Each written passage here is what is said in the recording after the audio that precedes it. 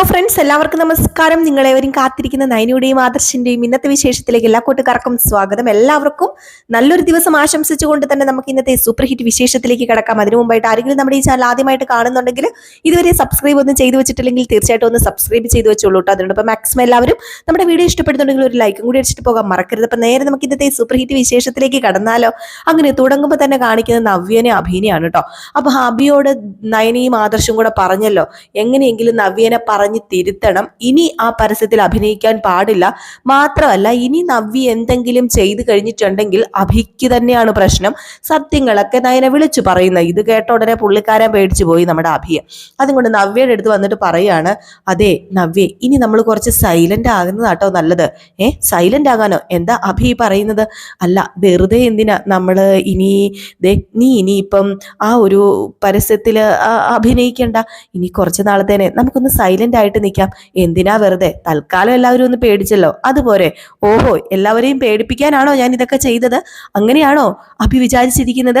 ഈ നവ്യ ഒരു കാര്യത്തിന് ഇറങ്ങി തിരിച്ചിട്ടുണ്ടെങ്കിലേ അത് നടത്തിയിരിക്കും. അത് നടത്താതെ ഈ നവ്യ തിരിച്ച് കേറത്തില്ല. ഈ നവ്യയുടെ ആഗ്രഹം തന്നെയായിരുന്നു ഒരു മോഡലാകുക എന്നുള്ളത്. മാത്രമല്ല, ഇവിടെ ഉള്ള എല്ലാവരും തഴഞ്ഞിട്ടേക്കല്ലേ നമ്മളെ. നമുക്കൊരു ജീവിതം വേണ്ടേ? ഈ രംഗത്തിലേക്ക് ഇറങ്ങി കഴിഞ്ഞിട്ടുണ്ടെങ്കിൽ പിന്നെ വെച്ചടി കയറ്റുമായിരിക്കും. അഭിക്ക് അത് അറിയില്ലേ? അഭി ആരെയാ പേടിക്കുന്നത്? അഭിയെ വിളിച്ച് ആ ആദർശ നയനിയും വല്ലതും പറഞ്ഞു കാണുമായിരിക്കും അല്ലേ? എന്തിനാ അഭി പേടിക്കുന്നത്? ഇനിയിപ്പം അവിടുത്തെ ജോലിയും വേലയും കൂലിയും ഒന്നും നമുക്ക് വേണ്ട. ഞാനിപ്പം അഭിനയിച്ച പരസ്യത്തിലെ ഡയറക്ടർ ഉണ്ടല്ലോ, എന്നെ ഒരുപാട് ഇഷ്ടപ്പെട്ടിട്ടുണ്ട്. പുള്ളിക്കാരന് ഒരുപാട് ആടിറക്കണുണ്ട്. അപ്പൊ അതിലൊക്കെ എന്നെ മോഡലാക്കി വെക്കാന്നാ പറഞ്ഞിരിക്കുന്നത്. അപ്പൊ പിന്നെ നമ്മൾ എന്തിനാ ഇതൊക്കെ തള്ളിക്കളയുന്നത്? നല്ലൊരു മോഡലായി ജീവിക്കുക എന്നുള്ളത് എൻ്റെ ഒരു ആഗ്രഹ. പണ്ട് മുതലേ ഞാൻ എൻ്റെ സൗന്ദര്യം തന്നെ ഒരുപാട് ആസ്വദിച്ചിട്ടില്ലേ. എൻ്റെ സൗന്ദര്യം മറ്റുള്ളവർ ആസ്വദിക്കുന്ന കാണാനും എനിക്കിഷ്ടാ. അഭിയുടെ ഭാര്യ ഒരു പരസ്യത്തിലെ മോഡലാണെന്ന് പറയാൻ എന്തൊരു അഭിമാനമായിരിക്കും. അയ്യോ, അഭിമാനമൊക്കെ തന്നെയാ. നീ ഒന്ന് മനസ്സിലാക്ക്. വെറുതെ എന്തിനാ? ഇനിയിപ്പം പതുക്കെ എനിക്ക് ജോലിയിൽ തിരിച്ചു കയറാനായിട്ട് സാധിക്കുമായിരിക്കും. വെറുതെ നമ്മളൊരു പ്രശ്നം ഉണ്ടാക്കണ്ടല്ലോ. പ്രശ്നം അത്യാവശ്യത്തിന് ഉണ്ടാക്കിയല്ലോ. ഓഹോ, അഭി അപ്പം പേടിച്ചു പറിച്ച് തന്നെയല്ലേ നിൽക്കുന്നത്? എന്താ അഭി ഇങ്ങനെ കാണിക്കുന്നത്? ഇവര് പറയുന്നത് കേട്ട് പേടിച്ചു വരച്ച് നിൽക്കേണ്ട ഒരാവശ്യമില്ല. നമുക്കൊരു ഉറച്ച തീരുമാനമുണ്ട്. ആ തീരുമാനമായിട്ടാണ് നമ്മൾ മുന്നോട്ടേക്ക് പോകേണ്ടത്. അഭി അങ്ങനെ ആയിരുന്നല്ലോ. അഭിയുടെ അമ്മയും കൂടെ പറഞ്ഞിട്ടാണല്ലോ ഞാൻ ഈ ഒരു രംഗത്തേക്ക് ഇറങ്ങിയത്. പെട്ടെന്ന് മാറുക എന്നൊക്കെ പറഞ്ഞു കഴിഞ്ഞിട്ടുണ്ടെങ്കിൽ അതൊന്നും നടക്കുന്ന കാര്യമല്ല. പലരും പലതും പറയും. അസൂയക്കാർ ചുറ്റും വരും. നമ്മൾക്ക് 5 പൈസ കിട്ടുക എന്ന് അറിയുമ്പോഴത്തേക്കും അസൂയക്കാർ ശരിക്കും ഉണ്ടാകും. പിന്നെ ഈ പറയുന്ന ആദർശവും അനിയൊന്നും നമ്മളെ കയറ്റി MD സീറ്റിലോ അല്ലെങ്കിൽ അഭിക്ക് നല്ലൊരു ജോലിയോ ഒന്നും തരാനൊന്നും പോകുന്നില്ല. അപ്പൊ പിന്നെ നമ്മൾ നമ്മുടേതായ കാര്യങ്ങൾ നോക്കി നടക്കുന്നതാണ് നല്ലത്. അവരെ ഒന്നും പേടിച്ചിട്ട് ഒരു കാര്യമില്ല. അവരെയൊക്കെ എന്തിനാ പേടിക്കുന്നത്? എന്തിനാ അഭി ഇങ്ങനെയൊക്കെ കാണിക്കുന്നത്? എന്തിനാ? പേടിക്കേണ്ട ഒരാവശ്യമില്ല, പേടിക്കരുത് എന്നൊക്കെ പറഞ്ഞ് നമ്മുടെ നവ്യ ആണെങ്കിൽ ഭയങ്കരമായിട്ടും ഗുണദോഷിക്കുകയാണ്. പക്ഷെ അഭിക്ക് പേടി വേറൊന്നുമല്ല. അഭിക്ക് പേടി ഇനി സത്യങ്ങളൊക്കെ വിളിച്ചു പറഞ്ഞു കഴിഞ്ഞിട്ടുണ്ടെങ്കിൽ അവിടെ നാറാനും നീറാനും പോകുന്നത് നമ്മുടെ അഭി തന്നെ ആയിരിക്കും. അങ്ങനെ നവ്യ പറയുന്നുണ്ട്, നിന്നെ പോലീസ് സ്റ്റേഷനിൽ കയറ്റി ഒരു വാശിയും കൂടി എനിക്ക്. നീ പോലീസ് സ്റ്റേഷനിൽ കയറി നമ്മൾ നാറിയില്ലേ, ഇതിൽ കൂടുതൽ എന്ത് നാറ്റ ഇനി നമുക്ക് സഹിക്കാനുള്ളത്? അതിന്റെ ആവശ്യമൊന്നുമില്ല. നമ്മൾ ഏതായാലും നമ്മളെടുത്ത തീരുമാനം ഉറച്ച തീരുമാനത്തിൽ കൂടി തന്നെ നമ്മൾ മുന്നോട്ടേക്ക് പോയാൽ മതി. അതിനി അഭി മാറ്റി പറഞ്ഞാലും അഭിയുടെ അമ്മ മാറ്റി പറഞ്ഞാലും ഞാൻ ഇതിൽ നിന്ന് പിന്മാറത്തില്ല. എനിക്കും കുറച്ച് സുഖ സൗകര്യങ്ങളൊക്കെ വേണം. എനിക്ക് മന്ദസായിട്ട് ഒറ്റയ്ക്ക് ആരുടെയും കാലും കൈയും പിടിക്കാതെ ജീവിക്കണം. എനിക്ക് ജീവിച്ച് കാണിക്കണം. അതുകൊണ്ടേ നയന മാത്രം ഇവിടെ KV ആയാൽ പോരല്ലോ. നയനയ്ക്ക് ഇവിടെ ഡിസൈനർ ആകാം, മോഡലാകാം, എന്ത് വേണമെങ്കിലും ആകാം. നമുക്കാകാൻ പറ്റത്തില്ല?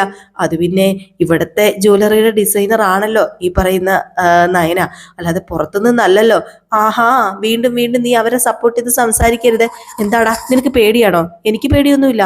ഈ പറയുന്ന ആദർശനെ പേടിക്കേണ്ട ഒരാവശ്യമില്ല. വൃത്തികെട്ടവൻ. വിവാഹത്തിന് മുമ്പ് അവിടെ ഇവിടെയും പോയി നിരങ്ങി മക്കളെ ഉണ്ടാക്കി നടന്നവൻ പറയുന്നത് കേൾക്കാൻ നിനക്ക് നാണമില്ലേ?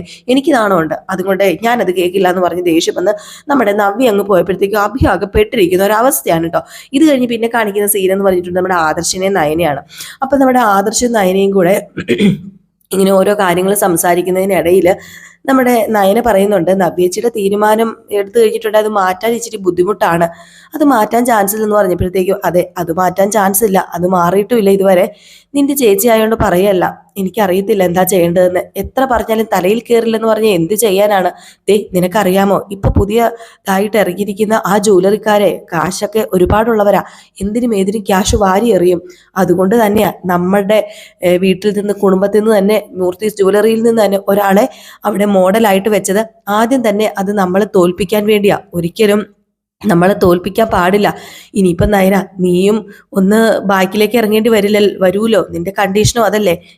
എന്റെ കണ്ടീഷനൊന്നും ആദർശേട്ടൻ നോക്കണ്ട. ആദർശേട്ടാ, ഞാൻ ഒരിക്കലും ബാക്കിലേക്ക് മാറില്ല. എന്റെ പരമാവധി കഴിവ് ഞാനത് മൂർത്തീസ് ജ്വല്ലറിക്ക് വേണ്ടി കൊടുക്കാൻ വേണ്ടി തീരുമാനിച്ചേക്കുന്നത് തന്നെയാ. അത് ഞാൻ എന്റെ പരമാവധി കഴിവ് ഞാൻ യൂസ് ചെയ്യുന്നുണ്ട്. ഇനിയും മൂർത്തീസ് ജ്വല്ലറി മുന്നിലേക്ക് വരാൻ എന്റെ ഭാഗത്ത് നിന്ന് എന്ത് വേണോ അതെല്ലാം ഉണ്ടാകും ആദർശേട്ടാ. അത് മാത്രം ഇപ്പൊ ആദർശേട്ടൻ കരുതിയാൽ മതി. ആദർശേട്ടൻ പേടിക്കണ്ട, മൂർത്തീസ് ജ്വല്ലറി ഒരിക്കലും പുറകോട്ട് പോവില്ല. പുറകോട്ട് പോവില്ല എന്നൊക്കെ ഒരു വിശ്വാസം എനിക്ക് ഉണ്ടായിരുന്നു. കുടുംബത്തിൽ നിന്നവര് തന്നെ ഇങ്ങനെ ചതിക്കുക എന്നൊക്കെ പറയുമ്പോഴേ അത് നമുക്ക് സഹിക്കാവുന്നതിലും അപ്പുറമല്ലേ. ആദർശേട്ടാ, ഞാൻ പറഞ്ഞല്ലോ, നവ്യേച്ചി ഇങ്ങനെ ആയിപ്പോയി. നവ്യേച്ചിനെ പറഞ്ഞു മാറ്റാൻ ഞാൻ ശ്രമിക്കാം. നവ്യേച്ചി ഒന്ന് മാറിയതായിരുന്നു. പിന്നെയും പിന്നെയും അഭിയുടെയും ജലജപ്പച്ചിയുടെയും ഒക്കെ ഉപദേശവും കൂതാശയൊക്കെ കൊണ്ടാ സത്യം പറഞ്ഞാൽ ഇത്രയും വീണ്ടും വഷളാകുന്നത്. പരമാവധി ഞാൻ മാറ്റാൻ ശ്രമിക്കാം, നമുക്ക് പറഞ്ഞു മാറ്റിയാൽ പോലെ എന്ന് പറഞ്ഞപ്പം എന്താണെങ്കിലും നമുക്കൊന്ന് ചെയ്തേ പറ്റൂ. ഒരിക്കലും മൂർത്തീസ് ജ്വല്ലറി താഴേക്ക് പോകാൻ പാടില്ല. എന്ത് വില കൊടുത്തും നമുക്ക് നമ്മുടെ ഈ ഒരു സ്റ്റാൻഡ്, നമ്മുടെ ഈ ഒരു പവർ അത് നിലനിർത്തണം, അതാ വേണ്ടത് എന്നൊക്കെ പറയാണ്. ഇതേ സമയം പിന്നെ കാണിക്കുന്ന സീൻ എന്ന് പറഞ്ഞാല് അനിയാട്ടോ. അനി ഇങ്ങനെ ഓഫീസിലൊക്കെ ഇരുന്ന് വർക്ക് ചെയ്തോണ്ടിരിക്കുമ്പോഴത്തേക്കും അനി പെട്ടെന്ന് നമ്മുടെ നന്ദുവിനെ വിളിക്കുക. അപ്പൊ നന്ദു ഫോൺ എടുത്തിട്ട്, എന്താടാ ഇപ്പൊ വിളിച്ചത്? അത് വേറൊന്നും അല്ലടാ, ഞാൻ വിളിച്ചതേ മിക്കവാറും ഉടനെ തന്നെ ഒന്നും കൂടി അഭിനെ പോലീസ് സ്റ്റേഷനിൽ കയറ്റേണ്ടി വരും, അവനെ അറസ്റ്റ് ചെയ്യേണ്ടി വരും. ഓ അതെ അല്ലേ, ഞാനും അറിഞ്ഞായിരുന്നു കാര്യങ്ങളൊക്കെ. എന്ത് ചെയ്യാനാ, അങ്ങനെ അറസ്റ്റ് ചെയ്യാൻ വേണോ, അങ്ങനെ അറസ്റ്റ് ചെയ്യണമെങ്കിൽ ഞാൻ അറസ്റ്റ് ചെയ്യാം, എനിക്ക് വിരോധമൊന്നുമില്ല. ഏതായാലും ഞാൻ പറഞ്ഞിട്ട് മതി. നന്ദു, ഇപ്പൊ തന്നെ അഭി കാണിച്ചു കൂട്ടുന്ന എന്തൊക്കെയാണെന്ന് അറിയാമോ? അഭിയേട്ടൻ മാത്രമല്ല, നിന്റെ ചേച്ചിയും കാണിക്കുന്ന കാര്യങ്ങളൊക്കെ നിനക്ക് അറിയാലോ. ഞാനും എല്ലാം കണ്ടു കേട്ടു. ഞാൻ പറഞ്ഞല്ലോ, എനിക്ക് നവ്യേച്ചിയോട് പറയുന്നതിന് ഒരു പരിധിയുണ്ട്. നവ്യേച്ചി പണ്ട് മുതലേ ഇങ്ങനെയൊക്കെയാ. ഒരിടയ്ക്ക് മാറിയപ്പോൾ ഞാൻ ഓർത്തത് ചേച്ചിയുടെ സ്വഭാവം മാറിയെന്ന. വീണ്ടും ചേച്ചിയുടെ ഇഷ്ടത്തിന് നടക്കുന്നെങ്കിലേ എല്ലാത്തിനും നമുക്കൊരു തീരുമാനം ഉണ്ടാക്കാം. പണ്ടത്തെ ഞാനല്ലല്ലോ, യൂണിഫോമിന്റെ പവറിൽ എനിക്ക് എന്ത് ചെയ്യാൻ പറ്റൂലോ. അപ്പൊ അതുകൊണ്ട് ഞാൻ എന്താണെന്ന് വെച്ചാൽ നോക്കിക്കണ്ട് ചെയ്തോളാം. നീ പേടിക്കണ്ട. ആദർശേട്ടനോടും നവ്യേച്ചിയോടും നയനേച്ചിയോട് പറയണം, പേടിക്കണ്ട എന്നൊക്കെ പറഞ്ഞിട്ട് ഇങ്ങനെ ഫോണ് കട്ട് ചെയ്യാണ് കേട്ടോ. ഏതായാലും ഇത് കഴിഞ്ഞ് പിന്നെ കാണിക്കുന്ന സീൻ എന്ന് പറഞ്ഞാല് നമ്മുടെ നരസിംഹത്തിനെയും കൊച്ചുമോനെയാണ് കേട്ടോ. അപ്പം വക്കീലില്ലേ നമ്മുടെ മൂർത്തീസ് ജ്വല്ലറിയുടെ മൂർത്തിനെയും അതുപോലെ വസന്തരനെയൊക്കെ നമ്മുടെ അനാമികയുടെയും അതുപോലെ രേവതിയുടെയും അനാമികയുടെ അച്ഛൻ്റെയൊക്കെ കയ്യിൽ നിന്ന് രക്ഷപ്പെടുത്തിയ നരസിംഹത്തിന്റെ കൊച്ചുമകന്, ഇപ്പോഴും പ്രേമം തലയ്ക്ക് പിടിച്ച് നടക്കുന്ന കൊച്ചുമകന്. അങ്ങനെ പുള്ളിക്കാരന് നന്ദുവിനെ ഭയങ്കര ഇഷ്ടമാണ് കേട്ടോ. അപ്പൊ നന്ദുവിന് ഇങ്ങനെ ഇഷ്ടമായതുകൊണ്ട് തന്നെ വർക്കിലൊന്നും വലിയ കാര്യമായിട്ട് സത്യം പറഞ്ഞ പുള്ളിക്കാരനെ ഏർപ്പെടാൻ പറ്റുന്നില്ല. അപ്പൊ നരസിംഹം വന്ന് പറയുകയാണ്, മോനെ നീ ഇങ്ങനെ നടന്നാ പോരാ, നിന്റെ പവർ എന്താണെന്ന് എനിക്ക് നന്നായിട്ട് അറിയാലോ. നീ മറ്റേ ആ വക്കീലിനെ, അതും കോടതിയിലെ മുതിർന്ന വക്കീലിനെ വരെ നീ തോപ്പിച്ചതാണ്. പുള്ളിക്കാരൻ ഹൈക്കോടതിയിലൊക്കെ വാദിക്കുന്ന ഒരു ആളാണ്. അപ്പൊ അയാളെ വരെ നീ തോപ്പിച്ചതാണ്. അപ്പം നീ നിന്റെ കരിയർ ഇവിടെ കൊണ്ട് അവസാനിപ്പിക്കരുത്. ഈ പെണ്ണും ഭ്രമമൊക്കെ വന്നു കഴിഞ്ഞിട്ടുണ്ടെങ്കിൽ എനിക്കറിയാം കരിയറിനോട് നമുക്ക് ചെറിയൊരു താല്പര്യക്കുറവൊക്കെ ഉണ്ടാകും. അതുകൊണ്ട് നീ ഒരു കാര്യം ചെയ്യണം. അങ്ങനെ എന്തെങ്കിലും മനസ്സിൽ നിനക്കുണ്ടെങ്കിൽ അതിനുള്ള പരിഹാരം എത്രയും പെട്ടെന്ന് കണ്ടുപിടിക്കുക. എന്നിട്ട് നീ നിന്റെ പ്രൊഫഷണലായിട്ട് മുന്നോട്ടേക്ക് പോവുക. അതാ നീ ചെയ്യേണ്ടത്. അല്ലാതെ ഇങ്ങനെ സാമട്ടിന് നടന്നു കഴിഞ്ഞാൽ ശരിയാവില്ല. ഇപ്പോഴും എനിക്ക് മനസ്സിലാവുന്നുണ്ട്, ഇതേ ആൾക്കാർ പറയാൻ ഇടവരരുത്. നരസിംഹത്തിന്റെ കൊച്ചുമകന് ഒരു പെണ്ണിന്റെ പുറകെയാണ്. അവന്റെ കരിയർ മാറ്റിവെച്ച് ഇപ്പൊ ഒരു പെണ്ണിന്റെ പുറകെ നടക്കുന്ന ഒരു തെമ്മാടിയാണ് എന്നൊക്കെ പറയുന്നത് കേൾക്കാനേ അതിന് എനിക്ക് ഇച്ചിരി ബുദ്ധിമുട്ടുണ്ട് അതൊക്കെ കേൾക്കുമ്പോഴത്തേക്കും. അതുകൊണ്ടാണ് ഞാൻ ഈ പറയുന്നത്. മോന്റെ മനസ്സിൽ എന്തുണ്ടെങ്കിലും അത് തുറന്നു പറയുക. പിന്നെ മോന് ആരെങ്കിലും ഇഷ്ടമാണെങ്കിൽ അതിനുള്ള പരിഹാരം ചെയ്യുക. വിവാഹം കഴിച്ചുകൊണ്ട് വരികയോ അപ്പൊ പിന്നെ കുഴപ്പമില്ലല്ലോ. മോന് കരിയറുമായിട്ട് മുന്നോട്ടേക്ക് പോകാനായിട്ട് സാധിക്കും. ഒരിക്കലും പുറകോട്ട് നിൽക്കാൻ പാടില്ല എന്നൊക്കെ ഇങ്ങനെ പറയുകയാണ് കേട്ടോ. ഏതായാലും ഇത് നരസിംഹത്തിന്റെ കൊച്ചുമകൻ കേൾക്കുന്നുണ്ട്. നമ്മുടെ നന്ദുവിനെയാണ് നരസിംഹത്തിന്റെ കൊച്ചുമകൻ പ്രേമിക്കുന്നത് കേട്ടോ. ഏതായാലും നമ്മുടെ നന്ദുവിനെയാണ് പ്രേമിക്കുന്നതെന്ന് അനിക്ക് അറിയത്തില്ല. അപ്പൊ ഈ നരസിംഹത്തിന്റെ കൊച്ചുമകൻ വീണ്ടും നമ്മുടെ അനിയുടെ അടുത്തേക്ക് ചെല്ലുന്ന ഒരു സീനാണ് കാണിക്കുന്നത്. അങ്ങനെ അനിയോട് പറയാണ്, ഇനി ഇത് വെച്ച് നീട്ടിക്കൊണ്ട് പോയാൽ ശരിയാവില്ലടാ, എങ്ങനെയെങ്കിലും എന്റെ ഇഷ്ടം എനിക്ക് പറയണം. നിന്നോട് ഞാൻ ചോദിച്ചതല്ലേ, നിനക്ക് ആരെയാ ഇഷ്ടം? നീ നിന്റെ ഇഷ്ടം തുറന്ന് പറ. അത് ഏത് പെണ്ണാണെങ്കിലും മുഖത്ത് നോക്കി ഇഷ്ടം തുറന്ന് പറയാൻ ഒരു ധൈര്യം കാണിക്കണ്ടേ?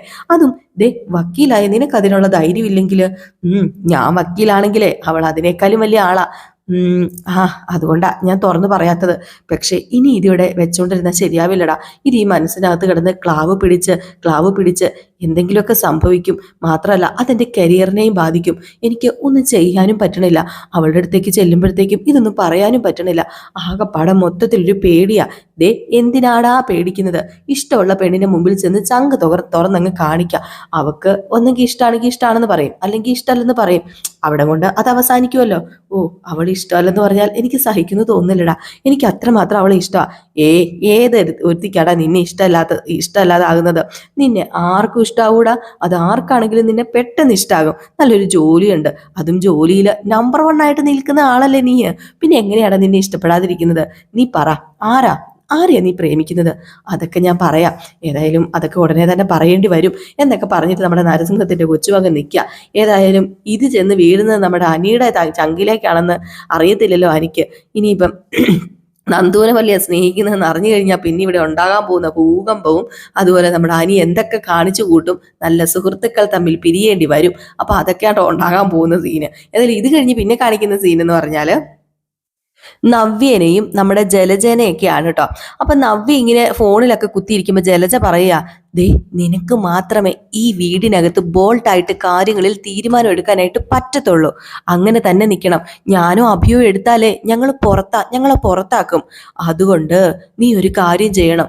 പിന്നിൽ നിന്ന് ഞങ്ങൾ എന്ത് സപ്പോർട്ട് വേണമെങ്കിലും ചെയ്തു തരാം. പക്ഷേ മുന്നില് നീ ആയിരിക്കണം. മുന്നിലേക്ക് ഞങ്ങൾക്ക് വരാൻ സാധിച്ചൊന്നും വരത്തില്ല. അതെ അമ്മ അഭി ഇനി എന്ത് പറഞ്ഞാലും ഞാൻ എന്റെ ലൈനിലേ പോകത്തുള്ളൂ. അഭിയെ വിളിച്ചിട്ട് ഭീഷണിപ്പെടുത്തിയല്ലോ അവന്റെ ഏട്ടനും ഏടത്തെയും കൂടെ. അതൊന്നും എന്റെ അടുത്ത് വില പോവില്ല അമ്മേ, വില പോവില്ല. അത് തന്നെയാ ഞാൻ തീരുമാനിച്ചിരിക്കുന്നത്. അപ്പോഴത്തേക്കുമാണ് പെട്ടെന്ന് നയനയും ആദർശിന്റെയും വണ്ടി വന്ന് വെളിയിൽ നിൽക്കുകയും നയനയും ആദർശും അനന്തപുരി തറവാട്ടിലേക്ക് കയറി വരികയും ചെയ്യുന്നത്. അപ്പൊ ഇവര് കയറി വന്നു എന്ന് കണ്ട് ഉടനെ തന്നെ നമ്മുടെ നവ്യ എന്ത് ചെയ്യുന്നു? ഇവിടെ ചിലരുടെ വിചാരവേ ഇവിടെ അഭിയെ ഭീഷണിപ്പെടുത്തി ഞാൻ ഏതാണ്ട് കേൾക്കുന്ന അതൊക്കെ പണ്ട് എന്നിങ്ങനെ പറയാണ് കേട്ടോ. അത് ഇവര് കേൾക്കാൻ വേണ്ടി തന്നെയാണ് നമ്മുടെ നവ്യ പറയുന്നത്. കാലുമേൽ കാലൊക്കെ കയറ്റി വെച്ചിരുന്നാണ് പുള്ളിക്കാരിയുടെ സംസാരം. ഇത് കണ്ടത് നമ്മുടെ നയനയ്ക്ക് തരിച്ചു കയറി.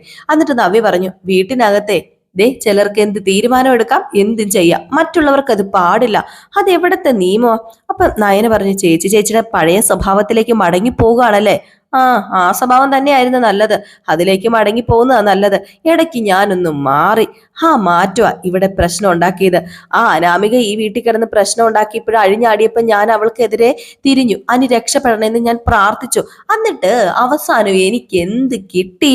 ഒരു ചുക്കുമില്ല, ഒരു ചുണ്ണാമ്പുമില്ല. അമ്മി ജയിലിൽ പോയി കിടന്നില്ലേ? അവൻ ചെയ്ത തെറ്റിന് കോടതി അവനെ ശിക്ഷിച്ചില്ലേ? പിന്നെ വീട്ടിലുള്ളവരും കൂടെ അവനെ ശിക്ഷിക്കണോ? അതും ഈ വീട്ടിലെ ഇളയ സന്തതി. അപ്പോഴത്തേക്ക് നമ്മുടെ അഭി വന്നിട്ട്, നവ്യ മതി, ഞാൻ പറഞ്ഞിട്ട് ഇവള് കേൾക്കുന്നില്ല ഏട്ടാ, ഞാൻ പരമാവധി പറഞ്ഞു നോക്കിയതാ. അപ്പൊ നമ്മുടെ നവ്യ പറഞ്ഞു, നീ എന്തിനാ ഇവരുടെയൊക്കെ മുമ്പിൽ ഇങ്ങനെ താഴുന്നത്? താഴരുതേ. അതും ഈ ആദർശിന്റെ മുമ്പില്. നിന്നെക്കാൾ ഒരുപാട് മെച്ചമുള്ള ആളാണോ ഈ ആദർശ് എന്ന് പറയുന്ന ഈ മുമ്പിൽ നിൽക്കുന്ന ആള്? ഒരിക്കലും അല്ല. മാന്യതയുള്ളവരുടെ മുമ്പിൽ അത് വേണം, അല്ലാത്തവരുടെ മുമ്പിൽ തല താഴ്ത്തി നിൽക്കേണ്ട കാര്യമൊന്നുമില്ല. എന്തിനാ വെറുതെ? അപ്പോഴത്തേക്കാണ് നമ്മുടെ നയന് ചോദിച്ചത്, ചേച്ചിയുടെ കണ്ണിൽ ആർക്കാ മാന്യതയുള്ളത്? ഉണ്ടെങ്കിൽ എല്ലാവർക്കും ഉണ്ട്, ഇല്ലെങ്കിൽ ആർക്കും ഇല്ല. അങ്ങനെ തന്നെയാ ഞാൻ കാണുന്നത്. അപ്പോഴത്തേക്കും ആദർശ് പറഞ്ഞു, രണ്ടും കൽപ്പിച്ച് നടക്കുന്നവരോട് സംസാരിച്ചിട്ട് ഒരു കാര്യമില്ല. അപ്പൊ നവ്യ പറഞ്ഞു, ഇയാളോട് സംസാരിക്കാൻ എനിക്കും ഒരു താല്പര്യമില്ല, ഞാന് താല്പര്യപ്പെടുന്നില്ല. പിന്നെ നയനെ, ഞാൻ നിന്നോടൊരു കാര്യം പറയാം. അഭി ജയിലിൽ കിടന്നത് ഈ നാട്ടിലുള്ള എല്ലാവരും അറിഞ്ഞിട്ടുണ്ട്. ഈ വീട്ടിലെ ബന്ധുക്കളും നമ്മുടെ വീട്ടിലെ ബന്ധുക്കളും എല്ലാ ബന്ധുക്കളും നാട്ടുകാരും. അതിനപ്പുറം നാണക്കേടൊന്നും ഞാനൊന്നും ഉണ്ടാക്കി വെച്ചിട്ടില്ല. ഉണ്ടാക്കി വെച്ചിട്ടുണ്ടോ? അങ്ങനെ ഉണ്ടാക്കി വെക്കാനും പോകുന്നില്ല.